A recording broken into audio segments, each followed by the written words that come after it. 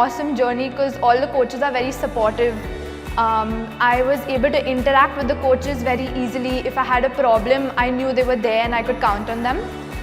The workouts have helped me because I'm getting good times right now in the States. And let's hope I train more and I'm ready for nationals to give good times.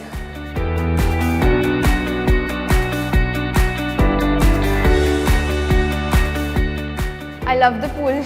I love it, and for me it's a lot of I feel very smooth in the water.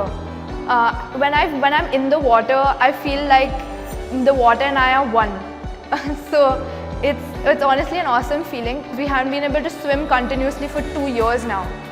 So I realized how much I actually love swimming as a sport. Even if I wasn't competing, even if I don't win or I'm not good enough, it's just I love being a part of it. I love doing my best, and honestly at the end of the day it's the best feeling I can ever have. So I think it's the love of the sport that's motivated me to do well.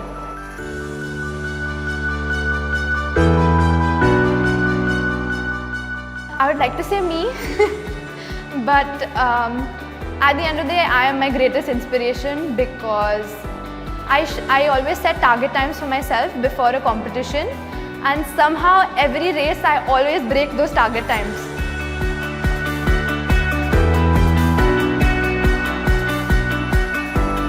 And I'm trying to reach my best times in 3 weeks. So after 5 weeks of training, I'm close to my best times, thank God, and touch wood. But this nationals, my goal is to just reach my best times or beat them.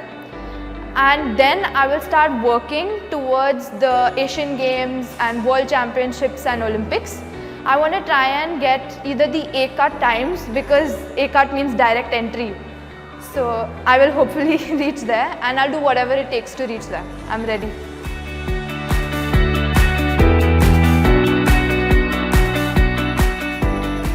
Honestly, when you're young, you don't realize how serious it gets when you're older, so just enjoy swimming. It does not matter if you win, if you lose, if you don't take part. At the end of the day, participation and enjoying your swim is one of the best experiences you can have when you're younger. So just take part, have fun. What you have to do is, when you're, especially in a sport like swimming, you have to be very careful with your technique. Even if your speed is not coming, you should never ruin your technique. Because once an injury comes, it's very hard for that injury to go.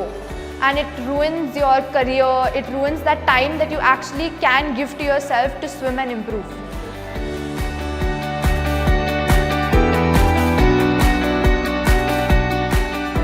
I think one of the biggest things, more than financial backing and backing from the federation, is that the minute you're part of the scheme, you get confidence in yourself. Because that's when you start believing, okay, I'm good enough, I've reached somewhere and people are recognizing me for my talent, my abilities. So that was one of the biggest things that I felt. Now I'm under the TOPS program, which is for potential athletes to reach Olympics for 2024 and 2028. But I feel like it's a journey. It's more of a journey with everyone, because swimming, although it's a lonely sport, you actually don't realize how much you can depend on your coaches, because there are physios, there are people who call you, and once you reach that level, there's nothing that's going to take it away from you, that joy that you feel of being part of it and being good.